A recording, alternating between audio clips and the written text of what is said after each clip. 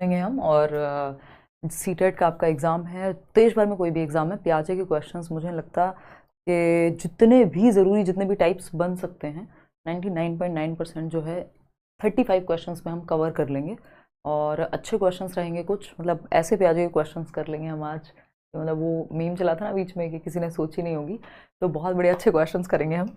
और बार बार क्वेश्चंस आते हैं तो वो क्वेश्चंस भी लेने ज़रूरी हैं, प्रीवियस ईयर भी, नए भी, पुराने भी, तो सारे क्वेश्चंस करेंगे 35 क्वेश्चंस। और बड़ा मुश्किल हो जाता है, मतलब मुझे बहुत टाइम लगता है ये प्रिपरेशन में, क्योंकि मतलब पिछले 8 साल से हम लोग यूट्यूब पे डिस्कशन कर रहे हैं और इतनी बार मैंने पियाजे के क्वेश्चंस कराए हैं, इतनी बार थियरीज कराई हैं कि वो सेलेक्ट ही करना कि कौन से क्वेश्चंस कराने, कौन से छोड़ने, क्योंकि इतनी बार चीज़ें रिपीट हो चुकी है, या मतलब हम इतनी बार कर चुके हैं एक कॉन्सेप्ट को, तो थोड़ी दिक्कत होती है। मतलब मैं एक एडोलेसेंट से एक टीनेजर से एक अडल्ट बन गई हूँ यूट्यूब पे पढ़ाते पढ़ाते पिछले 8 सालों में।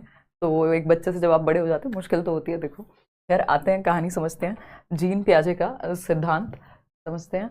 और ऐसे कॉन्सेप्ट्स हैं जिनको हम इग्नोर कर देते हैं, जैसे प्री ऑपरेशनल स्टेज की 2 सब स्टेजेस होती हैं, उनसे भी अगर क्वेश्चन बनेगा तो कैसे बन सकता है ना, और बन चुका है प्रीवियसली, ऐसा नहीं है कि कभी नहीं आया उनसे क्वेश्चन, तो वो सब भी समझेंगे।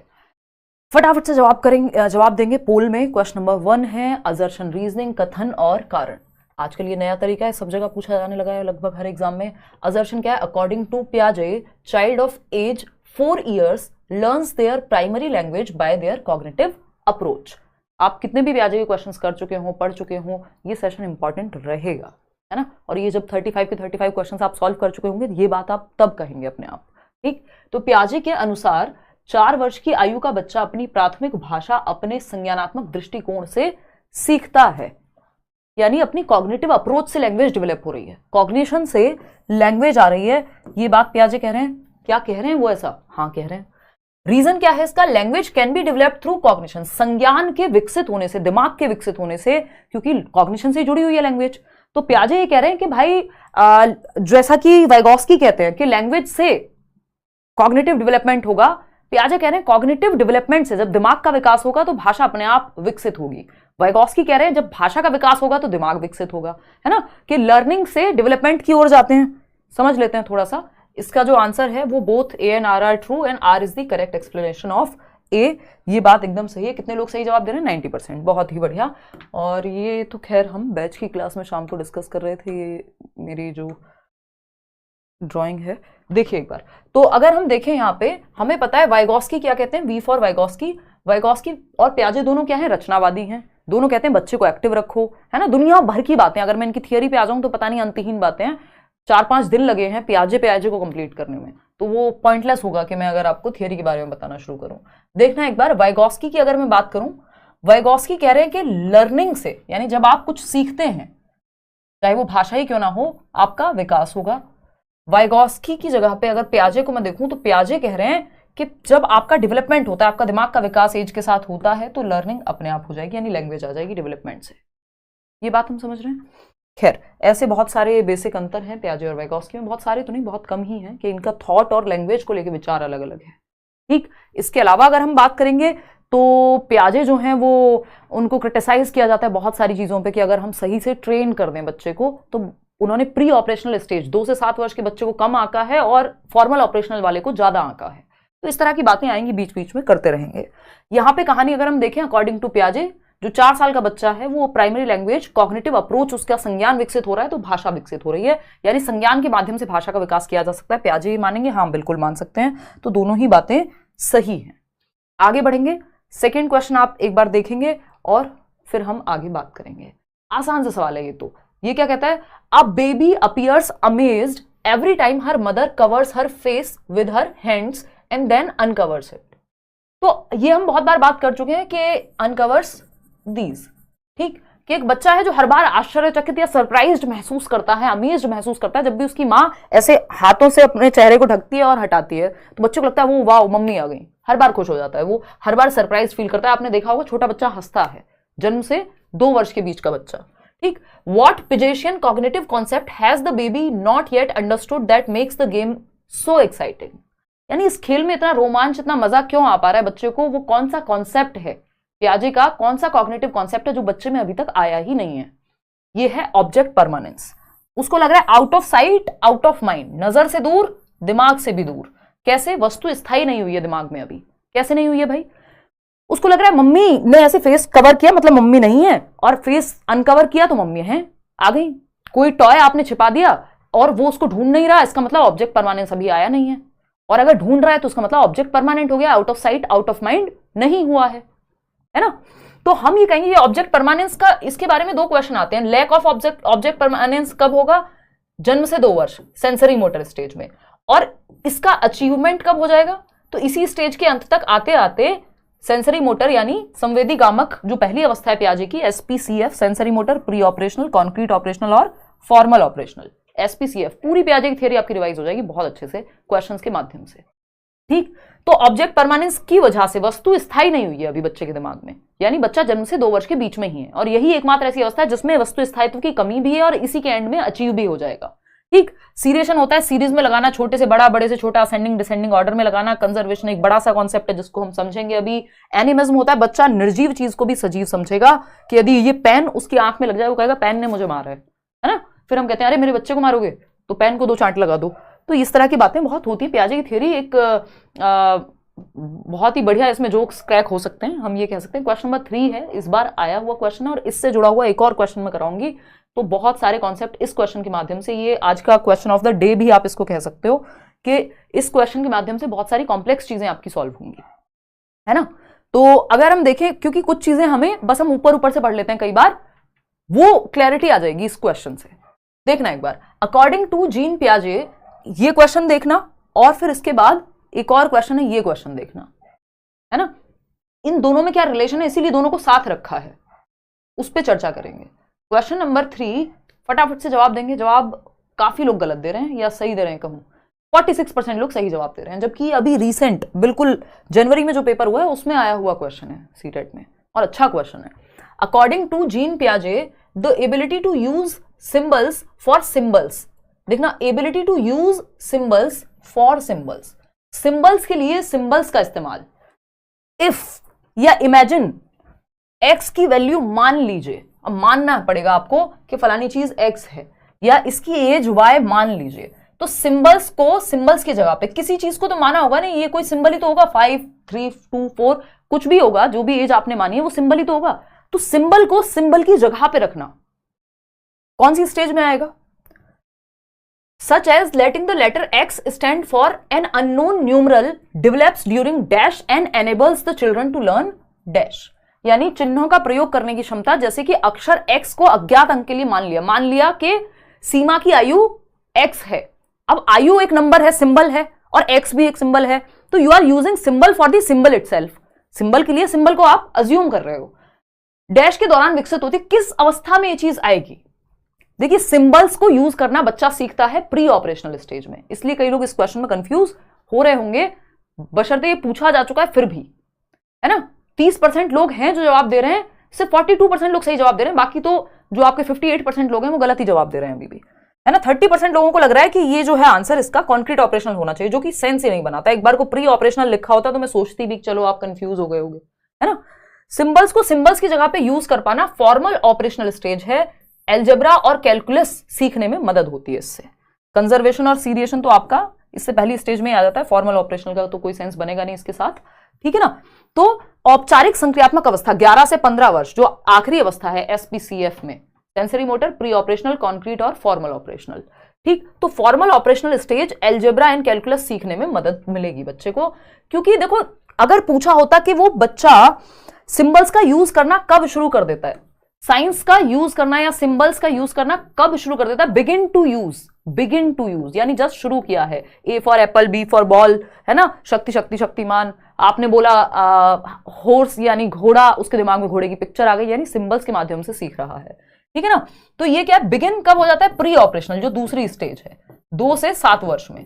लेकिन पूछा जा रहा है सिंबल की जगह पे सिंबल, वहां तो 2 से 7 वर्ष में तो सिर्फ सिंबल्स का यूज करना सीखा है, A for Apple, B for ball, 1 2 3 4 whatever, ये सब सिंबल्स हैं। लेकिन अब सिंबल की जगह पे सिंबल, वहां पे ABCD से लेके XYZ तक सीखा था उसने, अब X की जगह पे भाई XYZ सीखना और 1 2 3 सीखना, सब सिंबल्स हैं। अब इस सिंबल, इस X की जगह पे किसी एक न्यूमरल को रख सकते हैं, ये तो वो लास्ट स्टेज में आके सीख पाता है, क्योंकि इसमें एब्स्ट्रैक्ट थिंकिंग लगेगी, है ना। तो यहाँ पे ये हो गया। अब इस क्वेश्चन को आप देखिएगा दूसरे तरीके से भी पूछा हुआ है इससे पहले, इसलिए हम कहते हैं कि रिपीट होते हैं क्वेश्चंस। कैसे पूछा हुआ है दूसरे तरीके से, ये क्वेश्चन पढ़ो, और ये पुराना क्वेश्चन है, काफी पहले आया था। A student observes that stick A, एक स्टिक है, एक छड़ी है जिसका नाम ए रखा है हमने, मान लेते हैं ये है स्टिक ए, ठीक, is larger than stick B, stick B से बड़ी है। स्टिक बी हम मान लेते हैं कि ये स्टिक बी है और ये स्टिक बी जो है इससे बड़ी है स्टिक ए। ये बात हम समझ पा रहे हैं? बिल्कुल समझ पा रहे हैं।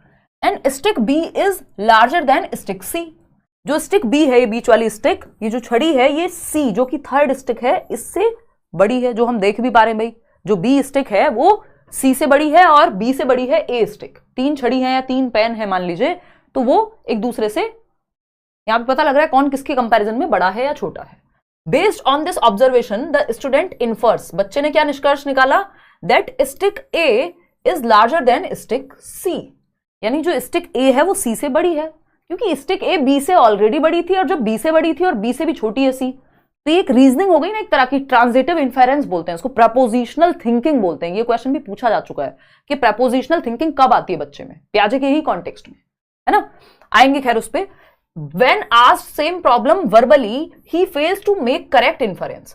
अब जब उसको ये दिखाई गई स्टिक्स, या तीन बच्चों को खड़ा किया गया, अच्छा बताओ ये सीमा है, ये सचिन है, ये सरोज है, तीन बच्चे हैं, तो सीमा जो है बड़ी है सचिन से, सचिन बड़ा है सरोज से। अब वो तीनों बच्चों को दिखाया गया, बच्चे ने बता दिया फटाक से कि सीमा सबसे बड़ी है। लेकिन जब ये चीज मेंटली पूछी गई, वर्बली पूछा जब कि ए बड़ा है बी से, बी बड़ा है सी से, तो कौन सबसे बड़ा हुआ, कई लोग आपकी एज में भी दिक्कत में आ जाते हैं, क्योंकि वर्बली पूछा है, दिखा के नहीं, कॉन्क्रीट नहीं है, वो चीज सामने नहीं देख पा रहा है वो, तो दिक्कत आ रही है। तो according to Piaget's theory the student is at which stage of cognitive development, बच्चा संज्ञानात्मक विकास के किस स्टेज पे है, बताइएगा एक बार। 35% लोग कॉन्क्रीट ऑपरेशनल कह रहे हैं, गलत समझ रहे हैं फिर हम। देखो हमें पता है, इसको हम कहते हैं ट्रांजिटिव इन्फेरेंस, और ये आ जाता है 7 से 11 में, ये बात निश्चित है। लेकिन यहां पे बात हो रही है using symbols at the place of symbols, जो इससे पहले वाला क्वेश्चन था। भाई ए बड़ा है बी से, बी बड़ा है सी से, ये सिंबल है, लेकिन अभी ये सिंबल लॉजिक किसके बारे में आया, ये ट्रांजिटिव इन्फेरेंस तो आ गया, लेकिन कॉन्क्रीट चीजों के बारे में, जिसको देख पा रहा है बच्चा, वो कॉन्क्रीट ऑपरेशनल है ना। और अगर, अच्छा सही जवाब दे रहे हो, कोई दिक्कत नहीं, डरा नहीं रही हूं। देखो एक बार अगर हम देखें यहां पे, और अगर वर्बली तो वो नहीं बता पाएगा, लेकिन उसको दिखा दो तो बता पाएगा। इसका मतलब सिंबल्स को सिंबल्स की जगह यूज नहीं कर पा रहा। अगर वो वर्बली भी बता देता तो वो हो जाता फॉर्मल ऑपरेशनल में, क्योंकि एक्स मान लिया उसने, एक्स है, मानने वाली बात आ गई, है ना, प्रपोजिशनल थिंकिंग आ गई। तो ये अगर वो वर्बली बता पाता, अगर उससे मौखिक रूप से पूछते और फिर भी बता देता, तो फॉर्मल ऑपरेशनल में था। अभी वो नहीं बता पाता क्योंकि एब्स्ट्रैक्ट कॉन्सेप्ट हो गया, अमूर्त हो गया। एक्स को मानना है किसी नंबर की जगह, एब्स्ट्रैक्ट है, अमूर्त है, दिख नहीं रहा कौन सा नंबर, क्योंकि कॉन्क्रीट ऑपरेशनल स्टेज ये है 7 से 11 वर्ष, क्योंकि जब तक दिख रही हैं उसको स्टिक्स, जब तक ये छड़ियां या पेन या बच्चे दिख रहे हैं जिनसे कंपेयर करके ट्रांजिटिव इन्फेरेंस निकालना है, प्रपोजिशनल थिंकिंग निकालनी है, तो वो बता पा रहे हैं। जैसे ही अमूर्त हो गया, देखो कॉन्क्रीट मतलब मूर्त, जिसको देखा जा सके, टच फील किया जा सके, और अमूर्त जिसको सामने नहीं है, जो, तो यहां पे वर्बली में सामने नहीं है, आपको अज्यूम करना है दिमाग में, ठीक है ना। तो अगर यहां पूछ लेता वर्बली भी बता पाता है तो फॉर्मल ऑपरेशनल हो जाता, ऐसे भी तो पूछा जा सकता है। और क्योंकि यहां ये नहीं पूछा कि वर्बली बताने में दिक्कत आ रही है, इसका मतलब मूर्त चीजों के प्रति ही वो जवाब या लॉजिक दे पाता है, इंडक्टिव लॉजिक आया है, अभी एग्जाम्पल से रूल पे जा पाएगा, सिंपल बात है, ठीक। तो इस बात को ध्यान रखना है कि यहां पे क्योंकि सिंबल सी तो है, ये एबीसी जो स्टिक है, ये जो स्टिक एबीसी है, ये सिंबल कैसा है, ए भी सिंबल है, बी भी सिंबल है, सी भी सिंबल है, ठीक है। अब यहां पे मूर्त चीजें हैं हमारे पास कि ये इससे बड़ा है, ये इससे बड़ा है। अब यहां पे हमें मानना था कि ए बड़ा है बी से, मान लो में फिर फॉर्मल में चला जाता क्योंकि एब्स्ट्रैक्ट हो जाता। तो ये बेसिक सी बात है जो हमें ध्यान में रखनी है, ठीक है। इसी को प्रपोजिशनल थिंकिंग भी कहा जा सकता है कि ये बड़ा है इससे, ये बड़ा है इससे, ये मानना है एब्स्ट्रैक्ट कॉन्सेप्ट में। जैसे ये वाला क्वेश्चन है, इससे पूछ लेता है इसमें कौन सी थिंकिंग है, कि आपने एब्स्ट्रैक्ट रूप में सिंबल्स को सिंबल्स की जगह लिया है, तो ये प्रपोजिशनल थिंकिंग हो जाती पियाजे के अनुसार। इस पे कभी और भी मैं क्वेश्चन कराऊंगी। प्रपोजिशनल थिंकिंग जो किस में आती है, फॉर्मल ऑपरेशनल 11 साल के बाद ही आती है, कि आप प्रपोर्शन में एक दूसरे के साथ संबंध में सोच पा रहे हैं, ठीक। जब आप छड़ी देख के जवाब दे पा रहे हैं, इसका मतलब ये ट्रांजिटिव इन्फेरेंस है, जो 7 से 11 वर्ष में आ जाता है। ए बड़ा है बी से, बी बड़ा है सी से, है ना। अगर बिना छड़ी के दे पाए तो ये फॉर्मल हो जाएगा, यानी बिना किसी एक आइटम के दे पाए जवाब। ठीक है, मुझे लग रहा है भाई अमेजोन वाले कॉल कर रहे हैं, एक बार आप ये जवाब दो फटाफट से, मैं इनकी सुन लूँ थोड़ा।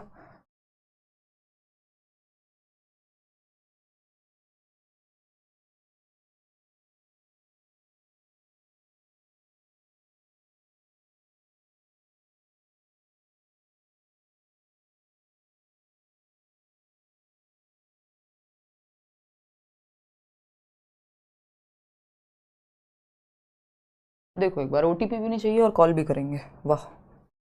देखिए आ जाते हैं, चलो कोई बात नहीं, मुझे लगा।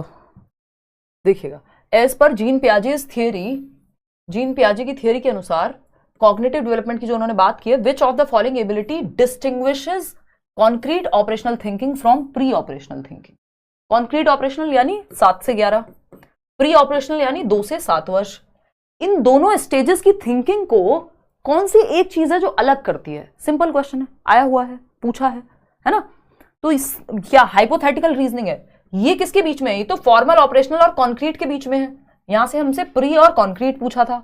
ऑब्जेक्ट परमानेंट सेंसरी मोटर में आता है ना, वस्तु स्थायित्व वाली जो स्टेज है, जो अभी बात हुई थी कि माँ है जो हाथ से ऐसे हाथ हटाती है तो बच्चा खुश हो जाता है। कोऑर्डिनेशन ऑफ सेंसेस, ये सेंसरी मोटर में आएगा। एक ही ऑप्शन बचता है, अगर आपको नहीं भी पता तब भी आपको पता है कि decentering is the only option left.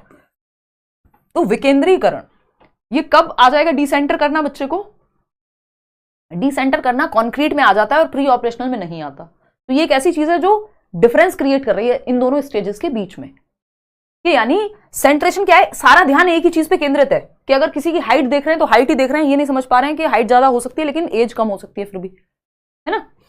जैसे ईगोसेंट्रिज्म की भी प्रॉब्लम, इरिवर्सिबिलिटी की प्रॉब्लम, कि बच्चा रिवर्स नहीं कर पाता अपने थॉट को, इसी इन सब कारणों की जो जड़ है एक तरह से डिसेंट्रेशन है।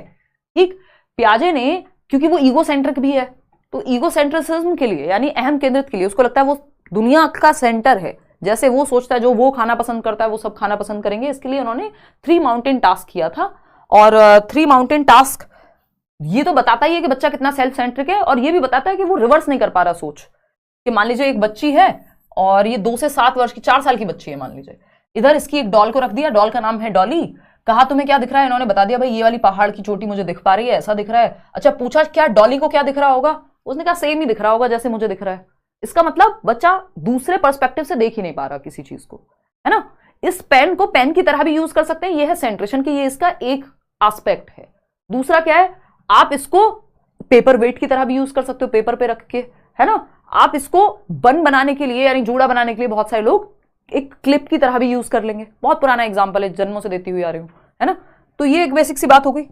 चलिए खैर, तो ये डिसेंट्रेशन माउंटेन टास्क इसलिए किया था कि बच्चा अहम केंद्रित है, डिसेंटर कर पा रहा है कि नहीं, है ना, सेल्फ सेंटर्ड है कि नहीं, वो अपने ही पक्ष से देख रहा है, रिवर्स कर पा रहा है कि नहीं कर पा रहा सोच को। तो ये 2 से 7 वर्ष में दिक्कत उसको होती है रिवर्सिबिलिटी में। क्वेश्चन नंबर 6 देखना और फिर बताना। The major proposition of Jean Piaget's theory, Jean पियाजे के सिद्धांत का प्रमुख प्रतिपादन क्या है कि बच्चों की थिंकिंग सुपीरियर होती है? उन्होंने क्या प्रूव करने की कोशिश की है ये पूछा है। Children's thinking is superior to adults, यानी अडल्ट्स से यानी वयस्कों से, बड़ों से जो सोच है बच्चों की वो ज्यादा बेहतर होती है, ये कहा है उन्होंने। Children's thinking is quantitatively different from adults, यानी मात्रा में अलग होती है, बच्चे कम सोचते हैं, बड़े ज्यादा सोचते हैं, ऐसा कुछ होता है। ये children's thinking is qualitatively different from adults, बच्चों की का जो चिंतन है वो वयस्कों से गुणात्मक रूप से भिन्न है। मतलब क्वालिटी में अंतर है, गुणात्मकता में अंतर है ना। कि एक चीज, एक पेन है, जो पेन छोड़ दो, कोई और एग्जांपल लो अच्छा सा, है ना। वो कहा जाता है ना कि एक बॉटल है मान लीजिए, है ना, बहुत ही खराब सी प्लास्टिक कह लीजिए, या प्लास्टिक या जिस भी मटेरियल की बनी हुई है, और वो आती है 7 रुपीज की, आती नहीं है आज की दुनिया में बट मान लिया। दूसरी बॉटल है जो 70 रुपए की आती है, ठीक। वो कह रहा है देखो अमाउंट में तो अंतर हो ना हो, क्वालिटी में जरूर है, मतलब गुणात्मकता में अंतर है, ठीक। देखेंगे किस में अंतर है। Children's thinking is inferior to adults, देखिए पियाजे ना तो ये कह रहे हैं कि बच्चे बहुत सुपीरियर हैं बड़ों से, या बच्चे बिल्कुल बड़ों का मिनिएचर अडल्ट हैं, छोटा ही रूप है, इंफीरियर हैं, कम है, ज्यादा है, इसकी बात पियाजे नहीं कर रहे, कंपैरिजन में नहीं लगे हुए।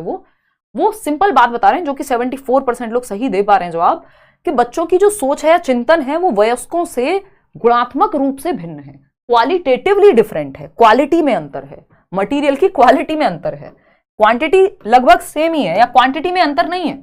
आप सोच रहे हैं 50 बातें दिन में, बच्चा भी सोच रहा है 50 बातें दिन में, दिमाग में विचार उसके भी आते हैं, लेकिन आप सोच रहे हैं ब्रेकअप के बारे में, आप सोच रहे हैं नौकरी के बारे में, आप सोच रहे हैं माँ बाप बूढ़े हो रहे हैं। बच्चा क्या सोच रहा है, यार ये वाला खिलौना नहीं दिलवाया आज इन्होंने, है ना, मुझे तो वो वाली चीज खानी थी आज, है ना, मम्मी मुझे वो वाला बैग नहीं दिलवाया। क्वालिटी में अंतर है, गुणात्मकता में अंतर है। सोच आप भी रहे, एक अडल्ट भी सोच रहा है और एक चाइल्ड भी सोचता है। ऐसा नहीं है कि वो थिंकर नहीं है, बल्कि पियाजे ने इस चीज को क्लियर किया कि बच्चे भी सोच सकते हैं, वो भी खाली बर्तन नहीं है, उनके अंदर भी प्रीसेट एग्जिस्टिंग स्कीमाज हैं जो शुरुआत में तो सिर्फ सर्वाइवल के लिए काम आते हैं कि बच्चे को जो रिफ्लेक्स के रूप में काम करते हैं, सकिंग, चूसना, पकड़ना, ग्रास्पिंग, इसी तरह के बेसिक रिफ्लेक्सेस होते हैं जो सर्वाइवल स्कीमा के रूप में काम करते हैं। बहुत सारी चीजें हम बाद में सीखते हैं। तो अडल्ट से क्वालिटी में अंतर है। कैसे अंतर है? क्वालिटी में, मात्रात्मकता में नहीं। अमाउंट सेम है, ये भी क्वेश्चन पूछ लेता है कि अडल्ट से अमाउंट सेम है, किसमें अंतर है? काइंड में डिफरेंस है, प्रकार अलग है, बच्चों के सोचने का प्रकार अलग है, बड़ों का अलग है।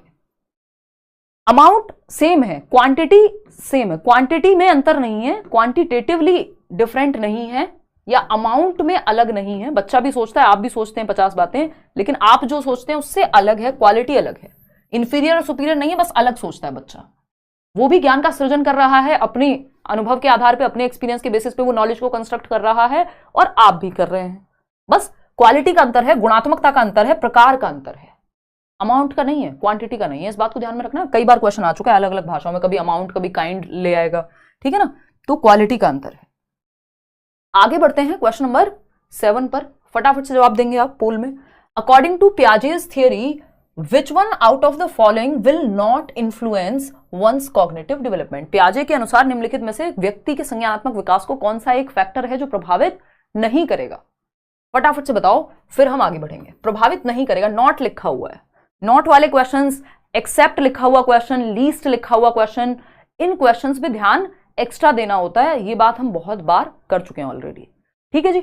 फटाफट से 42% लोग क्या कह रहे हैं? फर्स्ट ऑप्शन, जो कि है लैंग्वेज।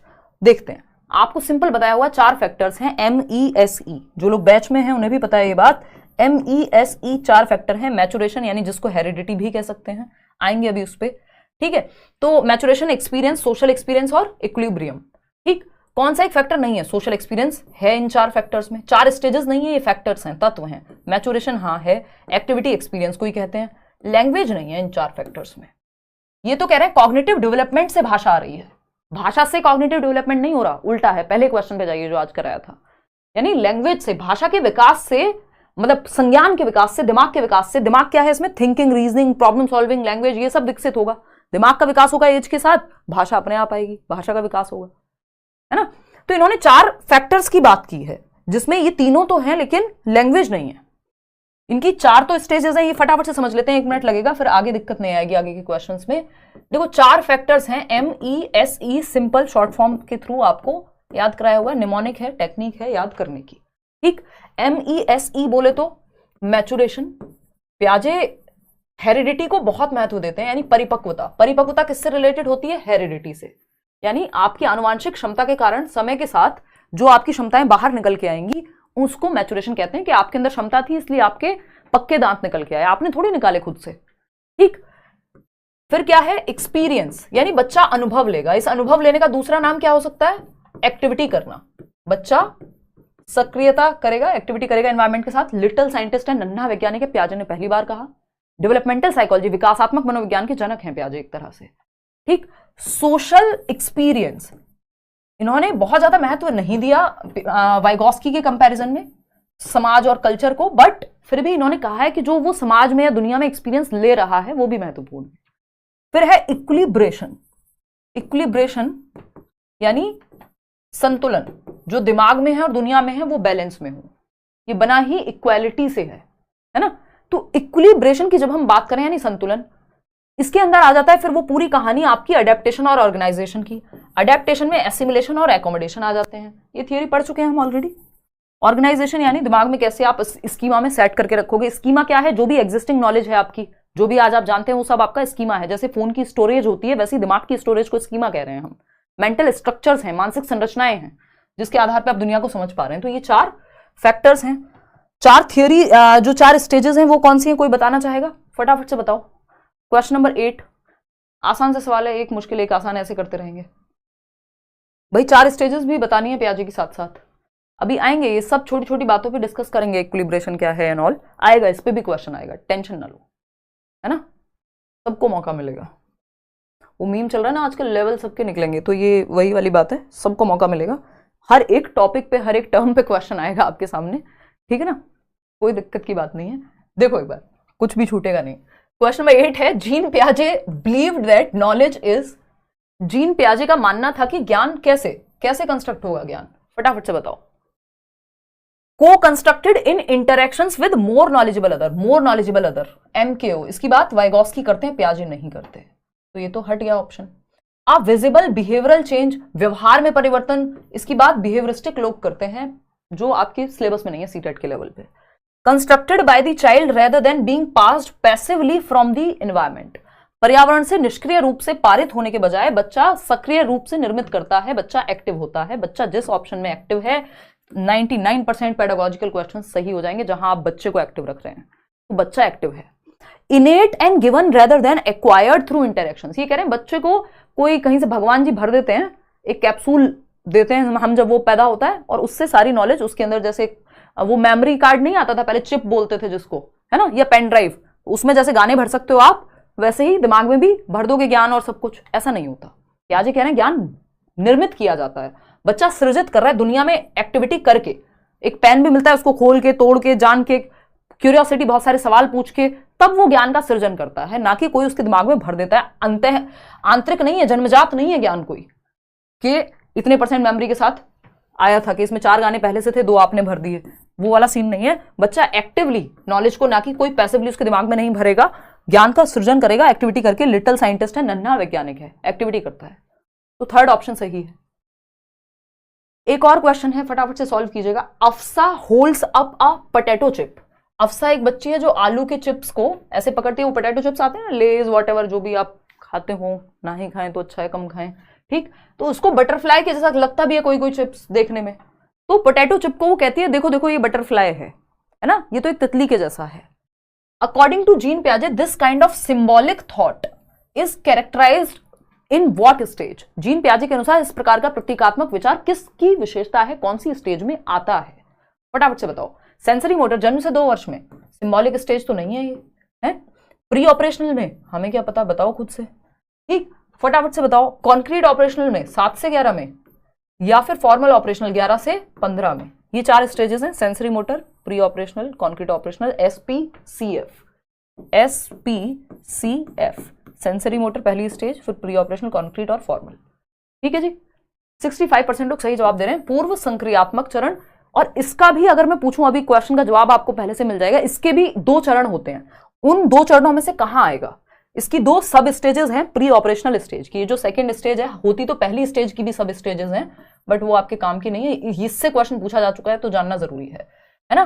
प्री ऑपरेशनल स्टेज की 2 सब स्टेजेस हैं, पूर्व संक्रियात्मक अवस्था जिसमें सिंबल्स डेवलप हो रहे हैं, एनिमल्स में बच्चा निर्जीव को सजीव समझेगा एंड ऑल।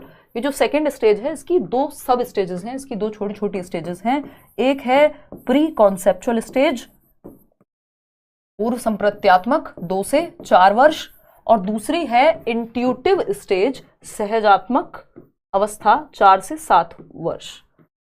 इन दोनों में से किस स्टेज में सिंबॉलिक थॉट आता है, कोई बताना पसंद करेगा? सिंबल्स कौन सी स्टेज में आ जाएंगे? मन कर रहा है किसी का? चक्कर वक्कर तो नहीं आ रहे? फटाफट से बताओ सागर, कोई बात नहीं, जवाब दो फटाफट। हाँ, सब तुक्का लगा रहे हैं, कोई कुछ कह रहा है, कोई कुछ कह रहा है। चलो देखते हैं, अभी ये क्वेश्चन का जवाब आगे मिलेगा, एक क्वेश्चन है मैंने प्रॉपर डाला हुआ है तो आपको समझ आ जाएगा। अभी आप तुक्के लगाओ, है ना, कोई कह रहा है इंट्यूटिव, कोई कह रहा है प्री कॉन्सेप्चुअल, अभी आएंगे उस पर, डोंट वरी। तो यहाँ पे जो आंसर है वो सिंपल पूर्व संक्रियात्मक है, क्योंकि ये बच्चा ये सिंपल लिख दिया है सिंबॉलिक थॉट। इस सिंबॉलिक थॉट को दूसरे शब्दों में क्या लिख सकता था? सिमियोटिक फंक्शन। सिंबल्स के थ्रू फंक्शन करना बच्चे ने सीख लिया है ना, कि वो हैरी पॉटर की झाड़ू को, अपने घर की झाड़ू को हैरी पॉटर के उस झाड़ू की तरह समझ रहा है जिसपे वो बैठ के उड़ सकता है, शक्तिमान की तरह घूमना चाह रहा है ना। सिंबल्स के माध्यम से उसमें सीखने की क्षमता आ गई है। कहां पे आता है ये? प्री ऑपरेशनल में। ABCD 1 2 3 4 ये सब सीख गया, ये सब सिंबल्स ही तो हैं। तो सिंबल्स को सीखना शुरू करता है वो इस स्टेज में, कि वो बटरफ्लाई को कैसे कर रहा है। जैसे हम हैरी पॉटर की, या वो डॉक्टर खेलना है ना, तो वो झाड़ू या एक रिमोट को फोन की तरह यूज कर रहा है, तो वो भी तो सिंबल ही है एक तरह से, ठीक। तो ये क्या प्री ऑपरेशनल स्टेज में हो जाती है ये चीज, पूर्व संक्रियात्मक में। क्वेश्चन नंबर 10 देखिएगा फटाफट से, क्या कहता है, ये एक आसान कहोगे या जैसा आपका मन करे कहने का, इसका जवाब मैं दूंगी, अभी आएगा क्वेश्चन कौन सी स्टेज में होती है चीज। क्वेश्चन नंबर 10 देखिएगा, which of the following is not true, यानी कौन सी एक बात सही नहीं है। Which of the following is not true about constructivist learning theories, रचनावादी शिक्षण सिद्धांतों के बारे में कौन सी एक बात सत्य नहीं है। रेफरल कोड करियरविल पे CW20 है आई थिंक, करियरविल 20 जो वेबसाइट पे आप लगाएंगे तो 20% डिस्काउंट, वहां लिखा हुआ भी होगा, एक बार चेक कर लेना, देखना एक बार। Third option, which of the following is not true about constructivist learning theories, रचनावादी शिक्षण। रचनावादी में पियाजे भी आते हैं, वाइगॉस्की भी आते हैं। जो रचनावादी कौन लोग, जो कहें ज्ञान की रचना की जा सकती है एक्टिवली, बच्चा एक्टिविटी करके सीख सकता है, दोनों कहते हैं, पियाजे भी वाइगॉस्की भी। पियाजे रेडिकल कंस्ट्रक्टिविस्ट हैं, वो कहते हैं इंडिपेंडेंट एक्टिविटी, हेरिडिटी, जेनेटिक्स ये इंपॉर्टेंट है, और वाइगॉस्की कह रहे हैं सोसाइटी और कल्चर इंपॉर्टेंट है, ठीक है ना। पूछा है कौन सी बात गलत है, जहां बच्चा एक्टिव नहीं है वही बात गलत है। Learners build their own knowledge and understanding, शिक्षार्थी अपना ज्ञान और समझ स्वयं बनाते हैं, सही है, बच्चा एक्टिव है, जो जहां बच्चा एक्टिव है वो तो सही है। New information is created from prior knowledge, नया ज्ञान पूर्व ज्ञान के आधार पर बनता है, बिल्कुल सही है। मैं कुछ आज नया सीख रही हूं, जो पहले सीखा है उसी के बेसिस पे तो बिल्डिंग बनेगी, नींव पे ही तो बिल्डिंग बनाएंगे, है ना। ओल्ड नॉलेज से, प्रीवियस नॉलेज से ही तो पूर्व ज्ञान से नए ज्ञान को जोड़ते हैं, नोन टू अननोन जाते हैं ना, ज्ञात से अज्ञात की ओर। The role of the teacher is the most important in the whole process, पूरी प्रक्रिया में शिक्षक की भूमिका महत्वपूर्ण होती है। हाँ, ये तो नहीं कहा रचनावादियों ने कि टीचर है ही नहीं, फैसिलिटेटर है ना, सुविधा प्रदान करने वाला है, जहां जरूरत है टीचर है वहां पे। जैसे एक माली की जरूरत होती है पौधे को, वैसे टीचर की जरूरत है बच्चे को। Learning is an active and dynamic process, यानी लर्निंग क्या है, एक एक्टिव और डायनेमिक प्रोसेस है, सीखना एक सक्रिय एवं गतिशील प्रक्रिया है, ये बात भी सही है ना। अब फटाफट से बता दीजिए कुछ गलत है भी या नहीं है, सब अपना अपना जवाब दे रहे हैं। देखिए, टीचर की भूमिका महत्वपूर्ण है, ये बात सही है, लेकिन the role of the teacher is the most important in the whole process, बच्चे का एक्टिव होना ज्यादा इंपॉर्टेंट है, टीचर का फैसिलिटेट करना इंपॉर्टेंट है ना, टीचर का फैसिलिटेटर होना इंपॉर्टेंट है। ऐसा नहीं है दिमाग में टीचर ही भर देगा सब कुछ, तो जो गलत है वही सही है, क्योंकि पूछा ही गलत था। चलिए खैर आगे बढ़ते हैं नेक्स्ट क्वेश्चन पे। क्वेश्चन नंबर 11 देखिएगा और क्वेश्चंस देखते हैं फटाफट से। क्वेश्चन नंबर 11 कहता है चाइल्ड डेवलप्स लर्निंग थ्रू, बहुत अच्छा क्वेश्चन, इसी का इंतजार था हमें, है ना। तालियां बजा दीजिए इस क्वेश्चन के लिए, जवाब दीजिएगा फटाफट से, है ना, बताओ फटाफट। इतने में दो घूंट जिंदगी की, दो बूंद ओके, फटाफट से जवाब दो। थर्ड ऑप्शन, सब इसमें तुक्के लगा रहे हैं क्योंकि ये थोड़ा सर में दर्द वाला क्वेश्चन है।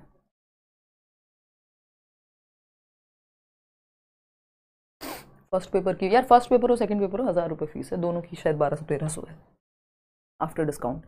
देखो question number 11, child develops learning through signifiers in which sub stage of Piaget's theory. चक्कर वक्कर तो नहीं आ रहे, सब ठीक, बहुत बढ़िया। 54% लोग 54% लोग फर्स्ट कह रहे हैं, लिख देती हूँ मैं, कहीं आप कल को मना ना कर दें कि नहीं हमने नहीं दिया था ये जवाब। 27% लोग जो हैं बी कह रहे हैं, है ना, बाकियों को तो काउंट क्या ही करें, है ना, वो तो 10% 9% ऐसी सी कहानी है। देखना अब एक बार समझते हैं, कुछ नहीं है, बस एक शब्द घुमाया है और आपके सर में दर्द हो गया। पियाजे के सिद्धांत के किस उपचरण में, नहीं सब स्टेज भी तो है, इसमें तो होना ही था। बच्चा संकेतकों के माध्यम से, संकेतों के माध्यम से, सिग्निफायर्स यानी संकेत, सिग्निफायर्स में क्या होगा, सिंबल्स ABCD, और क्या हो सकता है, साइन, राइट जाना है ना, या किसी ने ऐसे ये कहा तो बच्चे को समझ आ जाता है, हाँ ठीक है गुड बढ़िया, है ना।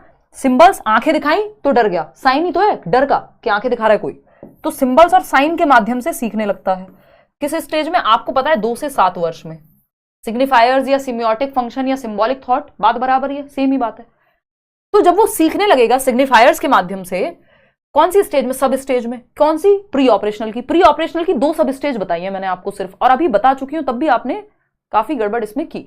2 सब स्टेजेस बताई थी, वो 2 सब स्टेजेस कौन सी थी, एक थी प्री कॉन्सेप्चुअल, दूसरी थी इंट्यूटिव। तो आपको लेना देना ही नहीं है। जब इंट्यूटिव दिया ही नहीं है तो बचा क्या ऑप्शन में, प्री कॉन्सेप्चुअल। इतनी रीजनिंग भी लगा लिया करो यार, है प्री कॉन्सेप्चुअल स्टेज, क्योंकि यहां इंट्यूटिव स्टेज है ही नहीं और आपको पता है सिंबॉलिक थॉट आता प्री ऑपरेशनल में ही है। तो पूर्व संप्रत्यात्मक चरण 2 से 4 वर्ष में सिंबॉलिक थॉट आ जाता है बच्चे में।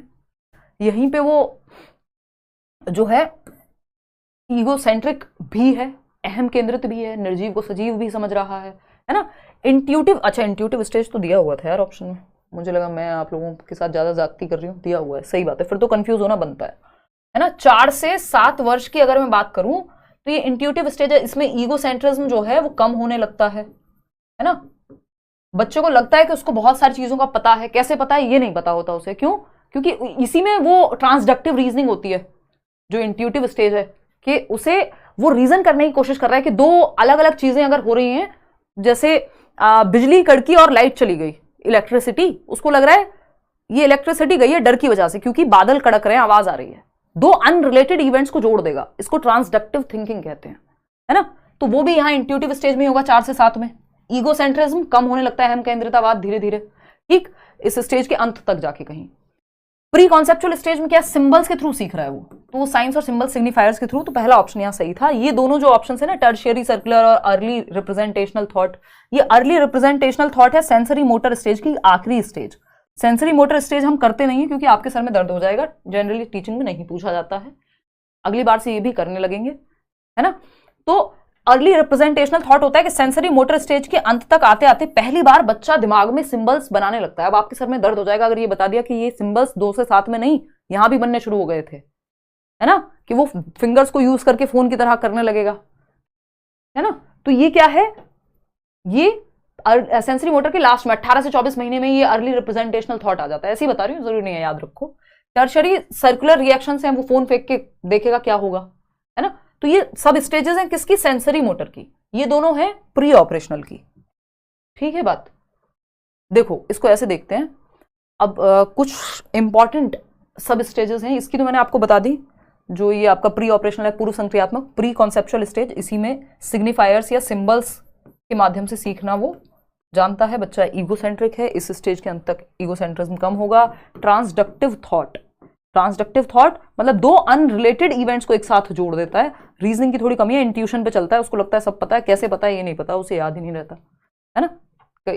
तो रीजनिंग, क्योंकि ये लॉजिक से पहले की स्टेज है, ऑपरेशन का मतलब है लॉजिक, तो लॉजिक अभी प्रॉपर तो आया नहीं है बच्चे में, तर्क कॉन्क्रीट चीजों के प्रति भी, बट वो कोशिश कर रहा है तर्क करने की, ठीक है। तो ये 2 स्टेजेस हो गई, सब स्टेजेस किसकी, प्री ऑपरेशनल स्टेज की। सेंसरी मोटर की कुछ 4-5 स्टेजेस हैं, टोटल तो 6 स्टेज होती है।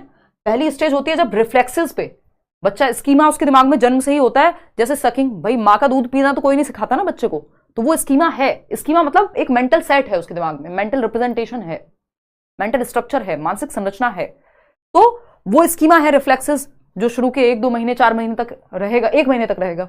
फिर आ जाते हैं प्राइमरी सर्कुलर रिएक्शन या ग्रास्प करना। आप बच्चे के हाथ में, एक छोटे से बच्चे, 1 महीने का बच्चा होगा, आपने ऐसे कुछ अपनी उंगली पकड़ाएंगे वो ऐसे पकड़ लेगा, तो वो ग्रास्पिंग का भी स्कीमा या रिफ्लेक्स कह लो आप उसको, होता तो रिफ्लेक्स ही है वो, उस पर आपका कंट्रोल नहीं होता, तो वो होता है ब्रेन में।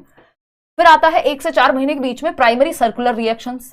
तो बच्चा, जैसे वो नहीं होता जो हम कहते हैं कि भाई बच्चा जो है थंब सकिंग, अंगूठा चूसना, तो वो प्लेजरेबल एक्शंस करता है, तो प्राइमरी सर्कुलर रिएक्शन है 1 से 4 महीने के बीच। फिर टर्शियरी सर्कुलर रिएक्शन आता है 12 से 18 महीने के बीच, कि वो एक्सपेरिमेंट के तौर पे कुछ फेंक के देखेगा कि देखता हूं क्या होगा, दूध की बोतल फेंक दी, जान के ही वो अपनी, क्योंकि वो एक्सपेरिमेंट कर रहा है, नन्हा वैज्ञानिक है ना, लिटिल साइंटिस्ट है, प्याजे कह रहे हैं लिटिल साइंटिस्ट, एक्सपेरिमेंट करके सीखता है, तो एक्सपेरिमेंट कर रहा है, बॉटल नीचे गिरा के देखता हूं क्या होगा, ऐसी टेढ़ी मेढ़ी चीजें वो करता है, कोई बॉटल रखी हुई है कहीं, कुछ देखेगा पकड़ के उसको क्या होगा, तो ये 12 से 18 महीने में है ना। इसके बीच में 4 से 8 महीने में सेकेंडरी सर्कुलर रिएक्शन है, जिसमें वो इंटेंशनली कोई एक्शन रिपीट करेगा जिससे कि एक रिस्पॉन्स ट्रिगर हो, यानी कोई चीज अगर आवाज आती है कुछ करने से तो वो रिपीट करेगा क्योंकि उसको अच्छा लगा। वो खिलौने नहीं होते ऐसे हिला के खेलते हैं ये इस तरह के, तो उसको पता है ऐसे आवाज करेगा ये अगर ऐसे करूंगा तो ये सेकेंडरी सर्कुलर रिएक्शन है। जो प्लेजरेबल एक्टिविटीज हैं, थंब सकिंग एंड ऑल, वो प्राइमरी हैं, और टर्शियरी हैं जिसमें बच्चा इंटेंशनली कुछ एक्सपेरिमेंट के तौर पे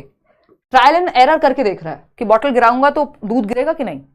फिर इसके बाद आता है 18 से 24 महीने में वो जो अर्ली रिप्रेजेंटेशनल, कि पहली बार दिमाग में मेंटल रिप्रेजेंटेशन या मेंटल मैप्स बनने लगते हैं बच्चे के 18 से 24 महीने, 1.5 से 2 साल में।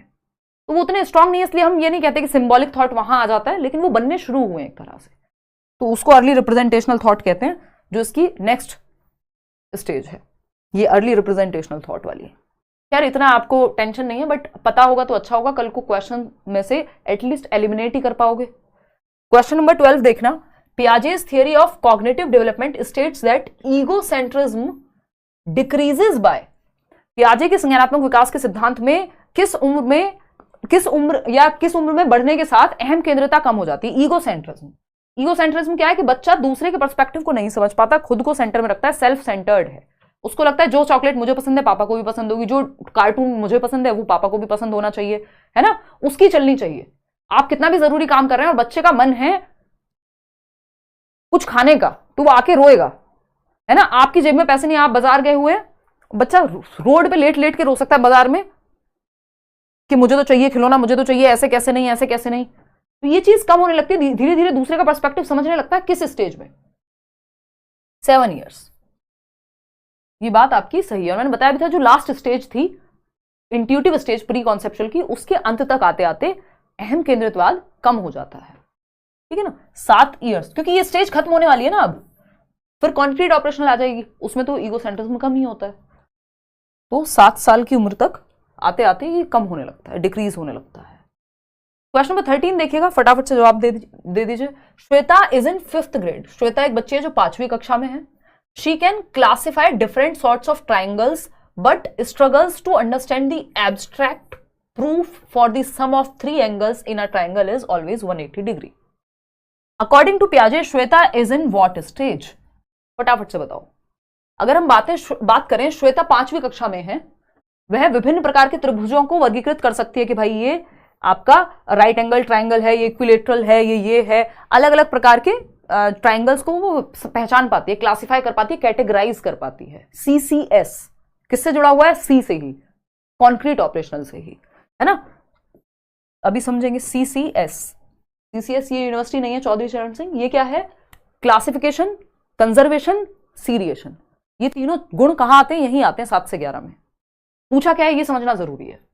त्रिभुज के 3 कोणों का योग हमेशा 180 डिग्री क्यों होता है? ये अमूर्त चीज समझने में दिक्कत है उसको, इसका अमूर्त प्रमाण क्या है वो ये तो समझ पाती है, ये 3 एंगल बराबर हैं देख के ट्राइंगल का, वो समझ जाएगी, उतना लॉजिक उसमें आ गया है ना। कॉन्क्रीट चीजों को देख के, जिनको छुआ जा सकता है, जिनको देखा जा सकता है किताब में ट्राइंगल को, तो वो समझ पा रही है। लेकिन एब्स्ट्रैक्ट, इसके पीछे कॉन्सेप्ट क्या है?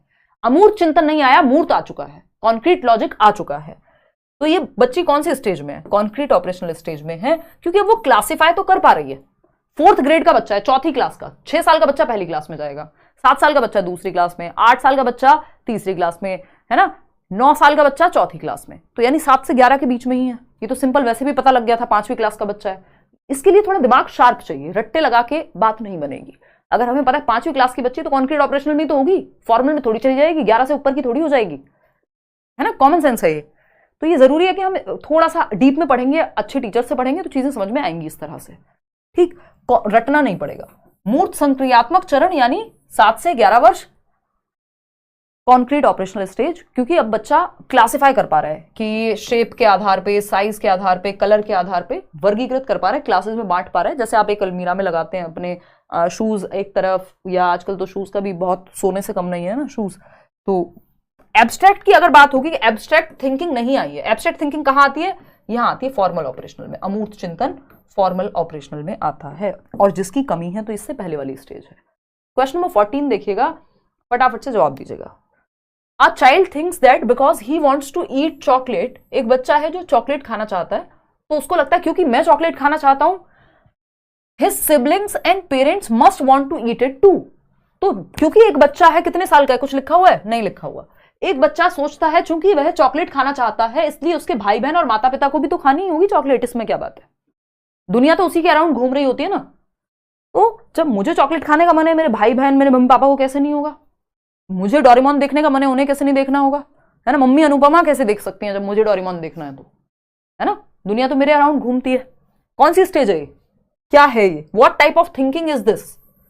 कैसा विचार है, कैसा चिंतन है ये बच्चे का कि उसको लग रहा है मुझे चॉकलेट खानी है तो मेरे भाई, मेरे माँ बाप, इन सबको भी खानी होगी, है ना, आइसक्रीम खानी, इनको भी खानी होगी। ये ईगो सेंट्रिक थिंकिंग है ना। बच्चा सेल्फ सेंटर्ड है, वो दूसरों के परिप्रेक्ष्य में नहीं देख पा रहा, ना वो डिसेंटर कर पाता, है ना, अहम केंद्रित, सेल्फ सेंटर्ड, आय के अराउंड घूमती है दुनिया उसके लिए। ये कोई मेटाकॉग्निटिव एब्स्ट्रैक्ट बेसिक थिंकिंग कुछ नहीं है इसमें, अमूर्त चिंतन कहाँ है। तो ये अहम केंद्रित चिंतन है कि बच्चा खुद को सेंटर में रखता है, कि जैसा मैं फील करता हूं, everybody feels what I feel और एज आई फील और थिंक। जैसा मैं सोचता हूं, जैसा मैं महसूस करता हूं, मेरे भाई बहन, मेरे आसपास के सारे लोग वैसे ही करते हैं। अगर मेरा डोरेमोन को कुछ कहा गया तो मैं लड़ाई कर दूंगा। कुछ लोग होते हैं ना, अभी भी आप देखेंगे बड़े हो जाते हैं तब भी, उनकी पॉलिटिकल पार्टी जिसको वो सपोर्ट करते हैं ना, उन्हें कोई जानकारी नहीं, कुछ नहीं, कोई ज्यादा ठीक से नहीं, बस कोई नेता उन्हें पसंद है, वो अपने घर वालों से लड़ने को तैयार हो जाएंगे उस पॉलिटिकल पार्टी के लिए या उस नेता के लिए जिसका ना उन्हें कुछ अता पता। उनको लगता है सबको यही पसंद करना चाहिए। ऐसे कैसे? कोई कहे हमें तो नहीं यार ये वाली पार्टी नहीं पसंद, और ये हमारे देश में बहुत है, रिलीजन और पॉलिटिक्स बहुत तगड़े तरीके से जुड़े हुए हैं। तो अगर हम बात करें तो ये बहुत बार होता है कि नहीं, अगर जो पार्टी मेरी फेवरेट है वो तुम्हारी भी होनी चाहिए, ऐसे थोड़ी होता है ना। इसका मतलब आप ईगो सेंट्रिक हैं, मतलब सेल्फ सेंट्रिक हैं। आपको लग रहा है जैसा आप फील करते हैं वैसा सबको फील करना चाहिए। तो ऐसे बहुत सारे एग्जांपल्स मिल जाएंगे डेली लाइफ में। तो ऐसा नहीं है ईगो सेंट्रिक लोग जो है 2 से 7 वर्ष में ही होते हैं, जीवन पर्यंत भी कुछ लोग हो सकते हैं। अलग अलग तरह का ईगो सेंट्रिज्म अलग अलग स्टेज में चलता है, आगे पढ़ेंगे, देखिएगा एक बार। 47% लोग फोर्थ ऑप्शन कह रहे हैं। अकॉर्डिंग टू पियाजे the imaginary audience and the personal fable both are parts of what? अच्छा सवाल है। पियाजे के अनुसार काल्पनिक दर्शक और व्यक्तिगत कल्पित कथा दोनों किस उम्र में आते हैं? जिन्होंने थियरी पढ़ी है बैच में, मैंने आपको बताया है पर्सनल फेबल क्या कहानी है, एडोलसेंट ईगो सेंट्रिज्म को याद कीजिए, दोनों उसी का पार्ट है ना। कब आती है ये? एडोलसेंस में। 53% लोग रो पीट के जवाब दे पा रहे हैं। Conservation, intuitive thought, objective, intuitive knowledge, देखो बाकी तो ऑप्शन ही ऐसे थे जो बन नहीं पा रहे थे। अगर इसमें लिख दिया होता चाइल्डहुड और ये सब तो आप कंफ्यूज हो जाते। वो तो ऑप्शन आसान थे तो बचा लिया आपको, 53% लोग भी इसलिए जवाब दे पाए। किशोरावस्था, अब ये है क्या? इमेजिनरी ऑडियंस और पर्सनल